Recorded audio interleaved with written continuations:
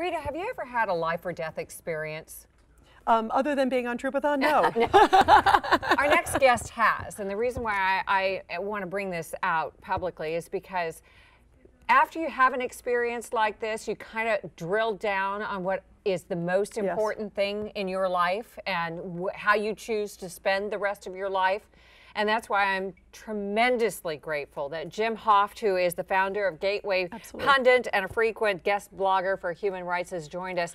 And I've been reading his stuff for years, and I know how very close he came. It was a life and death situation, but he is here with us, thank God, to join us to talk about Troopathon. Hey, Jim, welcome back to the world of the living. Oh, it's great to be with you. Tell us about your experience. This is amazing. Oh, well, I was very sick a couple of years ago, but I'm doing quite well today. I survived several strokes and sepsis and heart attacks, and anyway, I'm doing great today. I know it, and I prayed for you. I prayed for you like crazy. So glad that you're well again. So, okay, so we're at Troopathon right now, and give us your pitch. I mean, why do you care the way we care? You know, I had a couple of great-grandfathers who fought in the Union Army in the Civil War. Wow. They were both from Iowa. My ancestors moved to Iowa and settled in western Iowa. They were some of the first people there. And my father was a World War II veteran. He was stationed in Montana at the time.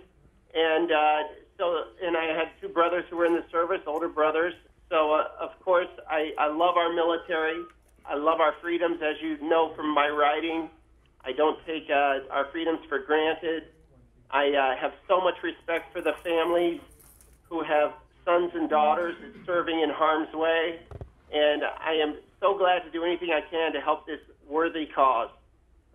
You know, Jim, you talk about also, you know, in your own experience, and when Melanie was talking about life and death experience, you think about our guys and women literally are in harm's way in an incredible, you know, it's an instant where there could be an IED, there could be a bomb, there could be something where life is snatched away from them. It is such courageous work, I think, to be in the military, given all the things that are happening in the world today, don't you think?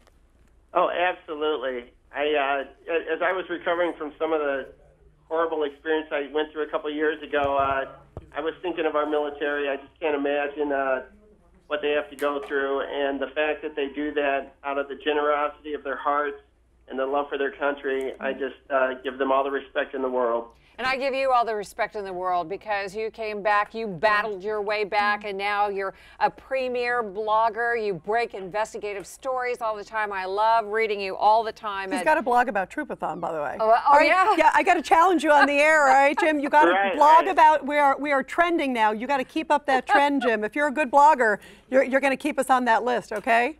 It's as good as done. Thank you. Great. Thank you, Jim. God bless you. Thank you, Jim. Thank you so much. Thanks for coming on board here.